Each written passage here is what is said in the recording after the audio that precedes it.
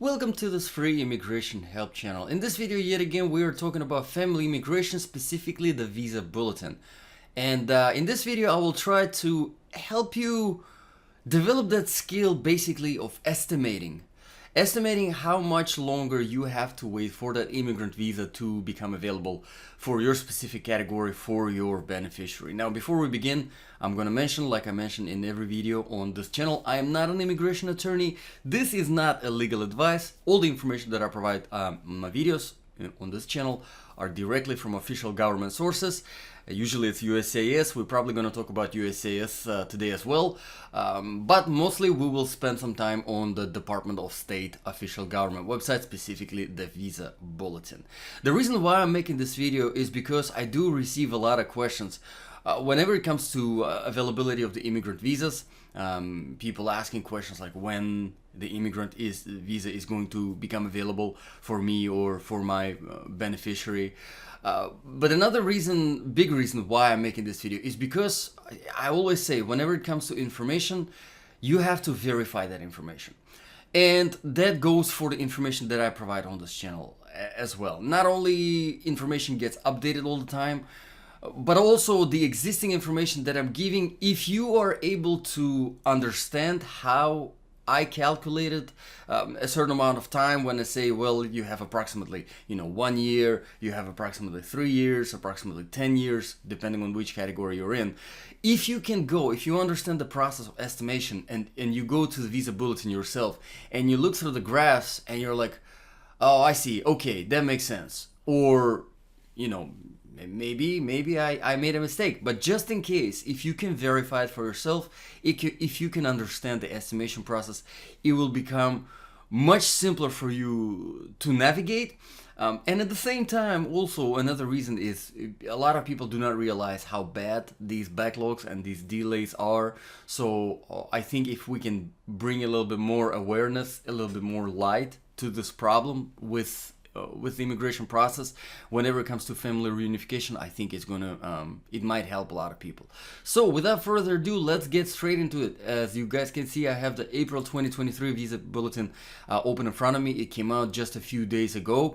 So the very first thing we're going to start with is the categories. So we see there are several categories here.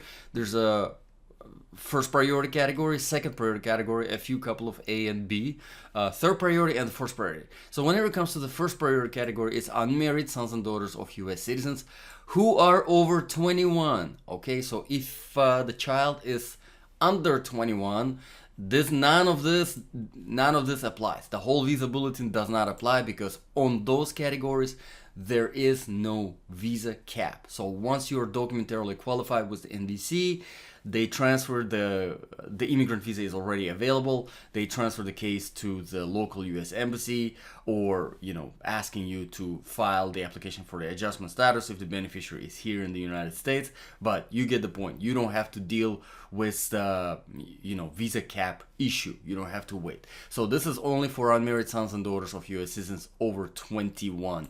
So hopefully they will add over 21 here because it's kind of confusing for some people. Now the second priority category is has to do with legal permanent residence. So if you're a legal permanent resident and you petition for your spouse and children, unmarried sons and daughters, permanent resident, this category does not have any any visa cap on it. However, you can find it here because it's second priority category for a reason, right? Because it's you get more of a kind of I guess privilege, you would say, as a citizen filing for your son and daughter who's under 21, who's unmarried, and for your spouse, compared to being a legal permanent resident. There is still no visa cap. However, the processing, whenever it comes to timelines, is much faster for U.S. citizens. That's why it's the second priority category. There's the category A for spouses and children of permanent residents, and there's also the category B, in the second priority category, unmarried sons and daughters 21 years of age or older of permanent residence. So if you're unmarried son or daughter 21 years of older, then it's going to be the F2B category. The third priority category is married sons and daughters of US citizens, and the fourth priority is brothers and sisters of adult US citizens. Now you're probably wondering, okay, what about parents of US citizens? Because as you know, you probably already know, as a US citizen, you can also petition for your parent to come here. And whenever it comes to petitioning for parents, there is no visa cap for that category, so it is not here. Again, it is not applicable here. Okay, so now you're familiar with the categories. If you have any questions, I know I'm kind of going through, a little bit faster. In this video, I want to concentrate more on developing that technique to estimate how long you have left on your case. So that's why I'm kind of going a little bit fast over the category. So if you have any questions, just drop them in the comments below, and I'll address it in one of my answering your immigration questions videos. I think right now we're on volume 43, so the next one is going to be volume 44. All right, so moving down, we have two graphs here. There's graph A, final action dates, and graph B, dates for filing.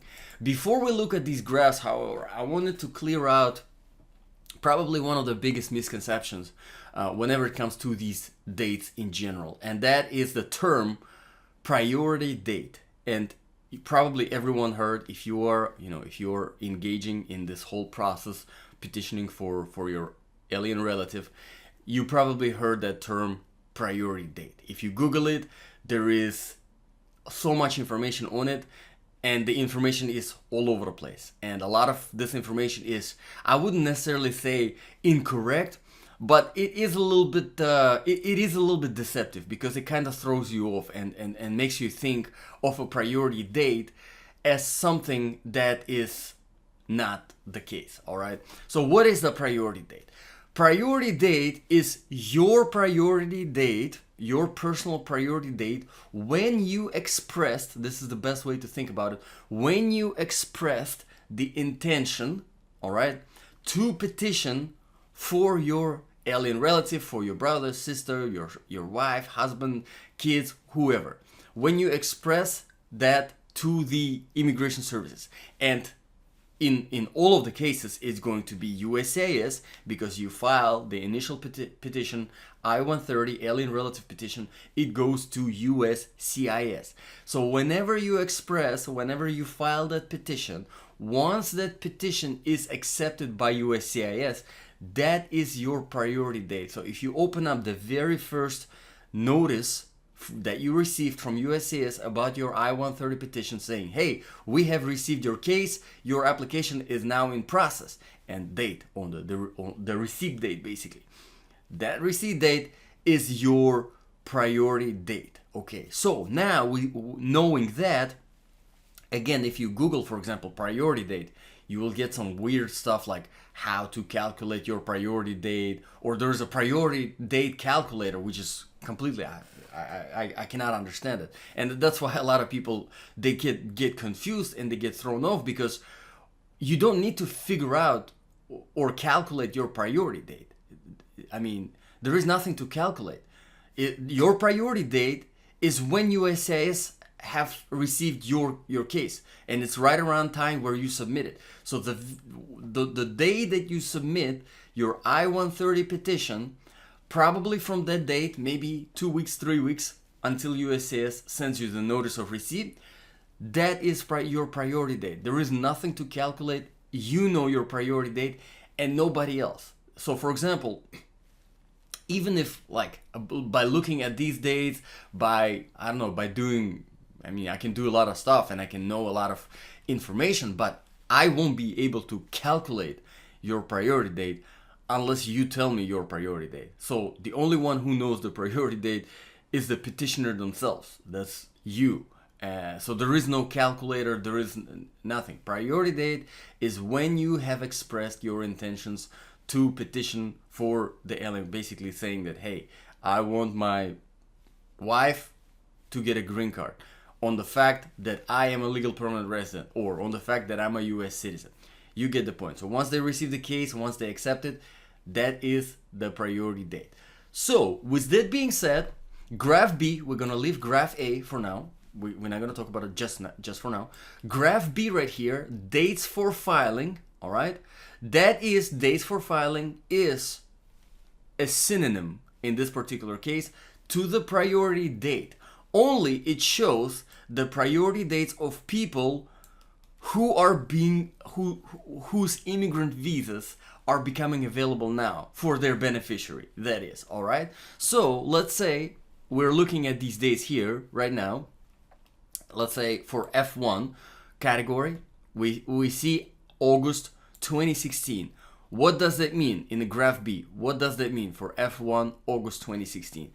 It means that whoever petitioned for the category F1, meaning for their unmarried sons and daughters over 21, as a US citizen, they petitioned for their sons and daughters over 21 back in August 2016, which means that USCIS received their case back in August 2016. So if your priority date is in August 2016, the immigrant visa for your beneficiary is becoming available right about now.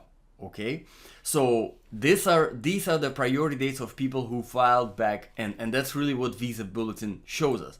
It shows us, as of most recent April 2023, the priority dates for people whose immigrant visa for the beneficiaries is becoming available. So for category 4, we have December 2007, category 3, November 2009. For F2B, we have January 2017. For F2A, it says current, but it's not accurate information yet, because if you look at the final action dates, it's actually is on the backlog as well. Okay, so now you understand the graph B, dates for filing, is talking about those priority dates when USCIS received your case. Okay, so now you can kind of already estimate when the immigrant visa will be becoming available for yourself, depending on which category you're in. So let's say, for example, you are petitioning for your unmarried son or daughter over 21, and you are US citizen, and you have submitted your petition in 2020. Okay, USCIS received your petition in August 2020. You have your receipt notice dated August 2020, F1 category. So if you look at the dates for filing graph here on the Visa Bulletin, and it is August 2016, which means 4 years, you're 4 years behind the current processing, the current immigrant visas becoming available for people with the priority date back in August 2016. 4 years. So very, very rough estimate. You can say, okay, so if as of right now, I have about 4 years, rough estimate, I have to wait another 4 years before the immigrant visa will become available for my beneficiary, for whoever that I'm, son and daughter over 21, unmarried, in this example. Okay, so now hopefully you understand. Again, if you have any questions along the way, just drop them in the comments below. I will be happy to address them. But now let's move on to the graph A, final action dates for family sponsor preference case. Now, what is the graph A? The graph A shows us the dates that are the immigrant visas are becoming available to back when they were documentarily qualified.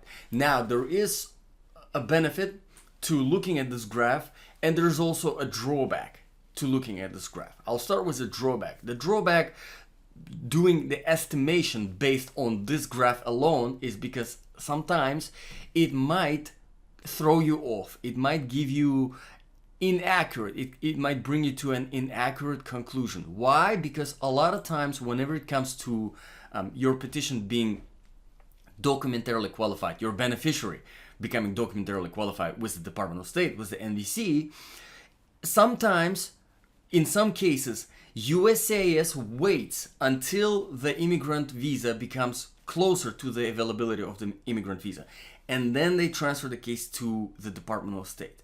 Sometimes, however, USCIS approves the case, and then they don't wait for the immigrant visa to become available. They just approve it once they review it, and they just send it to the NVC. Okay, so now it kind of creates a little bit of a shift whether USCIS is waiting closer to the availability of the immigrant visa. And I mean, we can talk about years. It can be difference in, depending on which category you're filing in, it can be, 5 years, 10 years difference that USCIS is just holding your application, not reviewing it at all, just waiting for the immigrant visa to become available. All right. So that already creates kind of imbalance, as you can see, and a lot of factors. It can depend on the category, it can depend on your filing status, it can depend on which processing center that you are sending your petition to, where your petition is going. But here's the thing, once your case is transferred to the NVC, sometimes NVC does the same thing. Just because they got the case does not mean that they give you an access to the portal. Sometimes before giving you the access to the portal, basically giving you the opportunity to become documentarily qualified, they wait closer to the availability of the immigrant visa. So that's why sometimes you see people who have been documentarily qualified for like 5 years and they're still waiting and they're wondering like, what's going on? I've been documentarily qualified. Well, yes, you've been documentarily qualified. However, the immigrant visa is still not available for your case and you are still waiting. And sometimes you see people wait and wait and wait and they still don't have the access to the NVC portal. Why? Well, because NVC is waiting for the immigrant visa to become available before they give them the access to the portal to become documentarily qualified. Again, why it happens, why there is this kind of imbalance, is because in some cases, depending on the category, depending on, there's really a lot of factors that, come into play. So it's really hard to figure out, digging into the process of, what USCIS does with your case, what NVC does with your case, how they process, how they decide to go about it.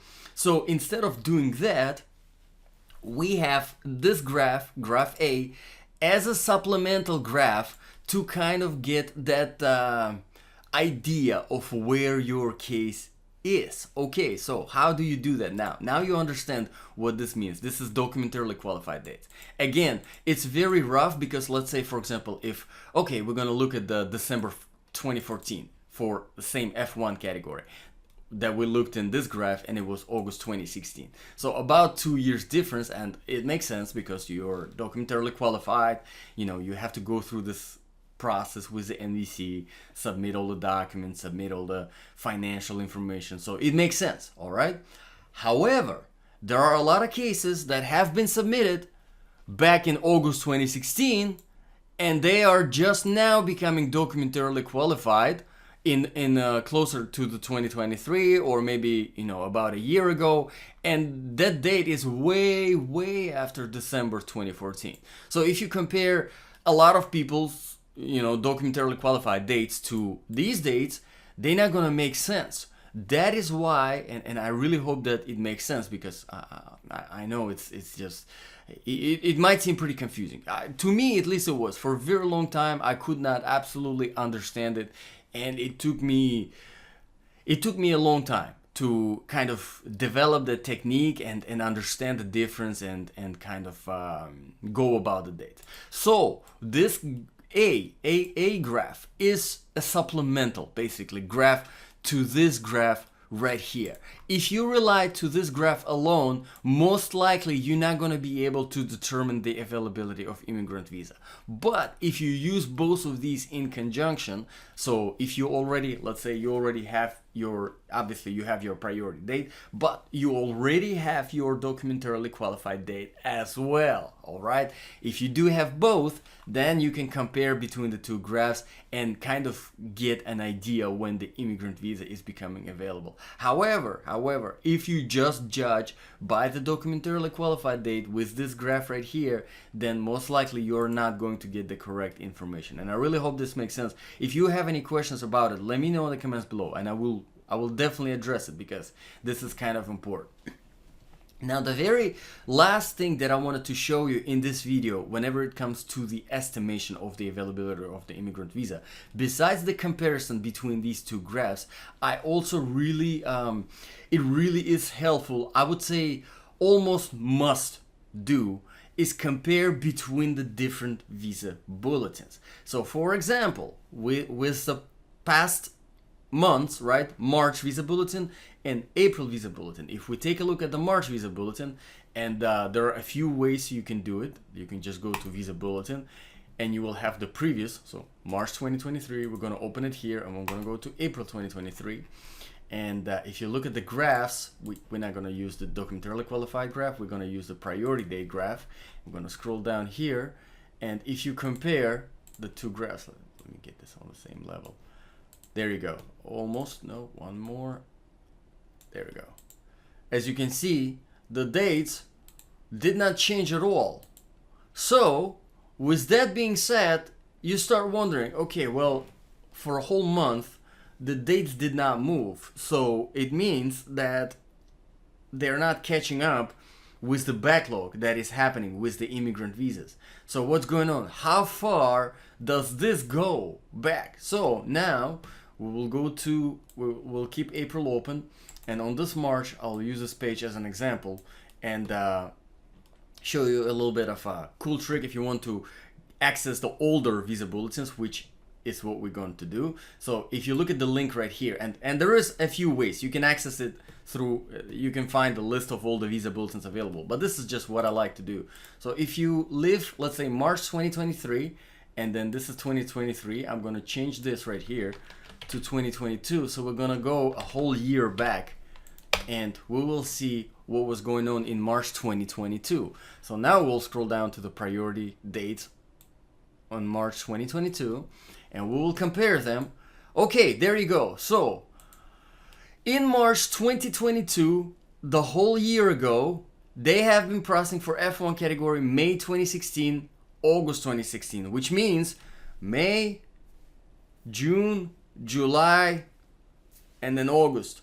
4 months in the whole year, a 4 months movement, and it's a backwards movement, which is, yeah. So now, and again, for F2A, you see there's December. So there was already a little bit of a backlog back in March 2022. Let's see, January 2017, September 2016, again, a few months. November 2009, August 2009, October 2007, December 2007, which is again October, November, just 2 months. So you can see, you can kind of get the idea. If you go back in, historically, if you go back in the visa bulletins from the previous years, you kind of start getting that idea of what is happening. And the same way we can go and we can type in 2021 and go 2 years back and see what's been happening 2 years ago. Again, we're going to scroll down to the priority dates, and we see August 2015 they're processing, and now they're processing August 2016, and they've been processing August 2015. So they were, after 2 years, we went 1 year back, basically. So after 2 years, we had a whole 1 year of accumulation. And again, there's a lot of factors that contribute to that. First of all, there's the visa cap. And if you want to learn about the visa cap and why it's happening, check out the April 2023 visa bulletin video that I've made specifically about the April 2023. But now you're kind of getting the idea. So all you really need to do is just, besides comparing the two graphs, you also need to go back in history and see what is happening. Because if you just look at the most recent visa bulletin and you look at the, let's say, same priority 1 category, and you look at this and you're like, okay, so as of April 2023, these guys are processing, not processing, but the immigrant visas are becoming available for those who filed back in August 2016, which you would think, okay, there's a difference between 2016 and 2023 that is 7 years difference. So estimating roughly about 7 more years I have to wait for the immigrant visa to become available for my beneficiary.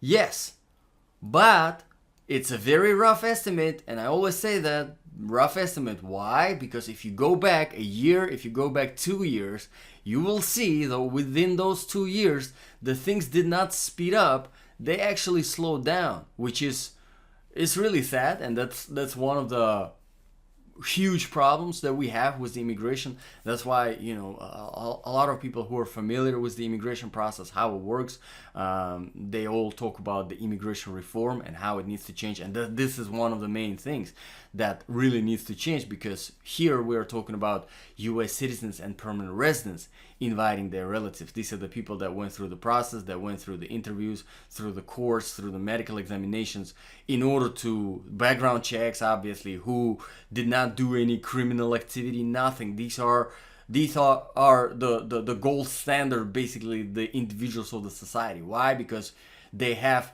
not just, oh, I don't want to do this crime because I'm gonna go to prison. There's I'm gonna, if I do this crime, I'm gonna go not just to prison, I'm gonna lose my status and I'll go back to the country where I came from. And the reason why I came from that country is because it's dangerous, is because it's bad, is because something is not right. So I have this opportunity to live a much better life here in the United States. I'm not gonna waste it for some petty crime.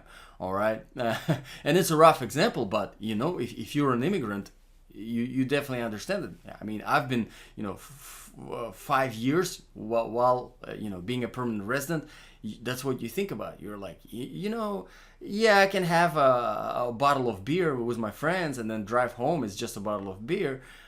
Probably, right? But you have these extra thoughts, thinking like, well, you know what, if they stop me and if I get the DUI, now it's not just I'm gonna lose my driver license and I'm gonna lose something and I'll have to pay a fine, which is bad enough, and then you're putting other people's lives at risk, right? That's bad enough. But you also lose that status that you have been going through this immigration process for years and years, and you paid thousands and thousands of dollars in attorney fees and went through all these background checks just to give it up for what? For some, you know, stupid bottle of beer, right? Rough example, but you kind of understand the idea. So again, hopefully this video was helpful, and you can hopefully kind of navigate through these dates. Again, if you have any questions, let me know in the comments below. But really, the essence is compare between the two, put more attention on this, but compare between the two, and then as you compare between the two, also compare between the previous year in the visa bulletin. But as always, once every new visa bulletin will be coming out, I will be making a separate video on each one of them. So even if you don't want to make any of these estimations, which I really encourage you to understand it and figure it out, because I would like everyone to understand it, and the dates that I'm giving so that you can have not just understanding of it, but also you can double check my information that I provide on my videos. Because if you can double check my information, you can double check